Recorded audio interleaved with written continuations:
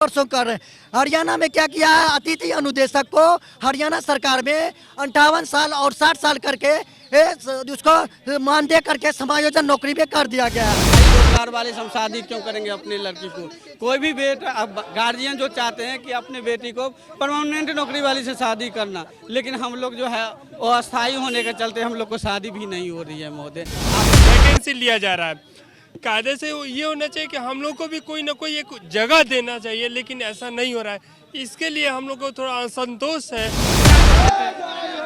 हम लोग उसकी विनती है सरकार से कि हम लोगों की मांग को पूरी करे, हम लोग को भी कहीं न कहीं समायोजित करे।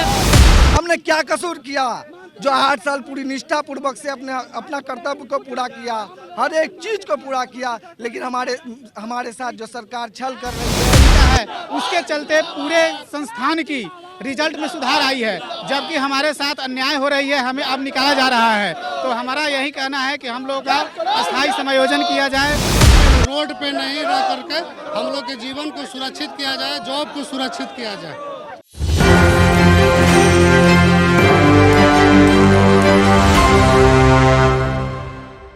नमस्कार, मैं नंदन, आप देख रहे हैं 24। देखिए, राजद कार्यालय के बाहर जो भीड़ आपको दिख रही है, उस भीड़ का कारण क्या? सबसे पहले हम लोग से पूछेंगे क्या कारण। हम लोग ITI सरकारी ITI में अतिथि अनुदेशक पे कार्यरत हैं। पिछले 2016 से लेकर अब तक 8 वर्षों से हम लोग कार्य कर रहे हैं। अभी क्या हुआ है कि हम लोग के सीट पे बहाली निकाल ली गई है, जबकि आरजेडी के मैनिफेस्टो में दिया गया है, आरजेडी के मैनिफेस्टो में ये दिया गया है कि ये क्या जो हम लोग की सरकार बनते ही 6 महीना के भीतर सारे अस्थायी किया जाएगा।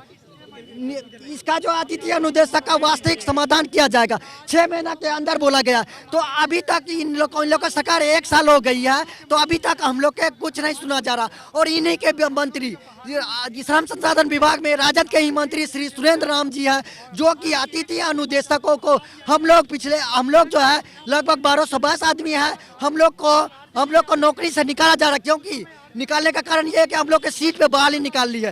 नियोजित टीचर में क्या है कि उन लोग को 2 दक्षता परीक्षा लेकर के उन लोग को ऐसा कर रहा, मगर नहीं, हम लोग के सीट पे बहाली निकाल ली गई है। हम लोग का सर एज अब खत्म हो गया, तो सर अब हम लोग कहाँ पे जाएंगे? अब हम लोग कहाँ पे हम लोग सुसाइड कर लेंगे सर, क्योंकि हम लोग को अब रोजी रोटी खत्म हो जाएगा। उसके बाद हम लोग कहाँ जाएंगे? क्योंकि हम लोग को आज से पिछले 8 वर्षों कर रहे हैं। हरियाणा में क्या किया है, अतिथि अनुदेशक को हरियाणा सरकार में 58 साल और 60 साल करके उसको मानदेय करके समायोजन नौकरी में कर दिया गया है। और मध्य प्रदेश में भी समायोजन करने की बात कही गई है। तो फिर बिहार में क्यों नहीं? हम लोग को भी सरकार 10 लाख नौकरी कर रहे हैं, तेजस्वी सर देंगे, तो क्या नौकरी निकाल करके 10 लाख पूरा कीजिएगा? हम लोग को 10 लाख नौकरी देने का जो वादा किया है वो क्या हमारे सीट पर दीजिएगा? सर, सबसे पहली बात माननीय महोदय को हम ये कहना चाहते हैं, उप मुख्यमंत्री महोदय के, आपने जो भी वादा किए उनको पूरा कर दीजिए महोदय। आपने एक तरफ जो रोजगार पहली बार दिए थे वो रोजगार आप छीन रहे हैं। हाँ, रोजगार आप छीन रहे हैं, ठीक है। सबसे पहला नंबर, एक साथ नियुक्ति पत्र दे रहे हैं और कहते हैं कि लो युवा, इतना दिन से शादी नहीं हो रही थी, शादी करो। हम तो कुमारे ही मर जाएंगे महोदय, आज तक हमको शादी नहीं हो रहा है। इसी नौकरी में मान के चलिए हम विगत 8 वर्षों से नौकरी कर रहे हैं। सब लड़की वाले आते हैं, देख के चल जाते हैं, कहते हैं कि वो अस्थायी रोजगार वाले हम शादी क्यों करेंगे अपनी लड़की को?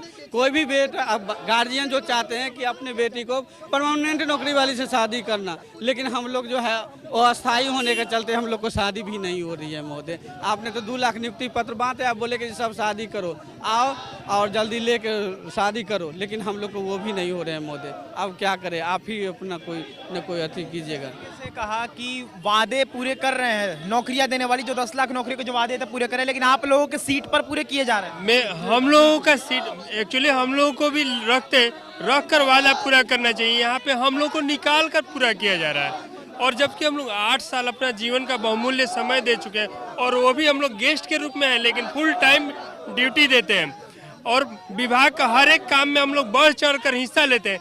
और ये हम ही लोग के द्वारा नहीं, और भी माननीय मंत्रियों के द्वारा भी कहा गया है कि गेस्ट आया है तब से काम हो रहा है, बच्चे पढ़ रहे हैं। लेकिन आज परिस्थिति ऐसा हुआ है कि हम लोग को हटा करके और वैकेंसी लिया जा रहा है। कायदे से ये होना चाहिए कि हम लोग को भी कोई ना कोई एक जगह देना चाहिए, लेकिन ऐसा नहीं हो रहा है। इसके लिए हम लोग को थोड़ा असंतोष है। और हम लोग चाहेंगे कि माननीय उप मुख्यमंत्री और मुख्यमंत्री हम लोगों के असुविधाओं को ध्यान में रखते हुए सभी बच्चों को परमानेंट करें। जैसे नियुक्ति पत्र की बात आती है सामने कि नियुक्ति पत्र बांट कर ये दिखाया जाता है कि हाँ चलो हम नौकरियां दे रहे हैं, लेकिन जिनके पास नौकरी है उनसे नौकरियां छीनकर हम दूसरों को नौकरियां दे रहे हैं। क्या ये बात सच है? ये तो यही हो रहा है कि मतलब कि हम लोग तो नौकरी में थे ही, लेकिन निकाल करके पुरा रहे हैं नौकरी। हम लोग अब कहाँ जाएंगे? इसका मतलब है कि हम लोग एक मजदूर का बेटा थे, कम पैसा पर नौकरी किए। मेरा बेटा बेटी भी मजदूर बनेगा, अगर इसे निकाल देगा तो क्या बनेगा? मेरा बेटा बेटी भी मजदूर बनेगा। मजदूर को कोई सुनने वाला नहीं है। हम लोग बीटेक करके डिप्लोमा करके 4-5 हज़ार रुपये खर्चे आ रहे थे कि कहीं कर देगा। बच्चे को भविष्य में ध्यान में रखते हुए नहीं ड्यूटी के बाद भी काम करते थे, डाटा एंट्री ऑपरेटर का भी काम करते थे, ऑफिस का सब काम करते थे, एग्जाम भी देते थे, एग्जाम का भी काम करते थे।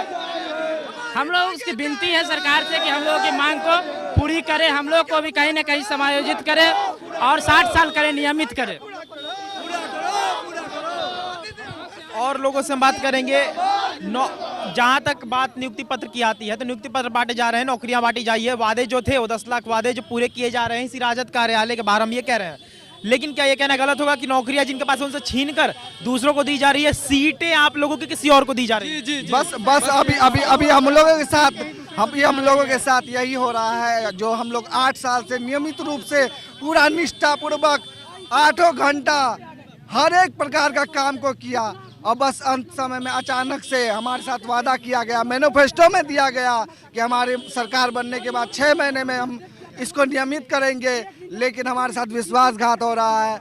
हमको निकाला जा रहा है। हमारे बीवी बाल बच्चा का क्या होगा, हमारे परिवार के बारे में क्या, हमने क्या कसूर किया जो 8 साल पूरी निष्ठापूर्वक से अपना कर्तव्य को पूरा किया, हर एक चीज को पूरा किया, लेकिन हमारे साथ जो सरकार छल कर रही है इसको नजर में रखते हुए हमारे साथ राज्यसभा सांसद मनोज झा ने अपने से खुद बोला था राज्यसभा में कि अतिथि अनुदेशक का अस्थायी समाधान किया जाएगा जब हमारी सरकार बिहार में आएगी तो 6 महीने के अंदर। लेकिन 6 महीने के अंदर अस्थायी क्या, उसको अस्थायी समाधान मतलब निकाला जा रहा है। उसको अस्थायी मतलब कि उसके परिवार बाल बच्चा को, उसके भविष्य को सिक्योर करना चाहिए, तो उसको रोड पे लाके खड़ा कर दिया बीवी बाल बच्चे परिवार के साथ में। ITI अनुदेशक संघ बिहार सरकार, जबकि मनोज कुमार झा ही थे, वही कहने वाले थे कि ITI अतिथि अनुदेशक जब बिहार में आए हैं तो उसके बाद में जो भी इनका पढ़ाने का तरीका है उसके चलते पूरे संस्थान की रिजल्ट में सुधार आई है, जबकि हमारे साथ अन्याय हो रही है, हमें अब निकाला जा रहा है। तो हमारा यही कहना है कि हम लोग का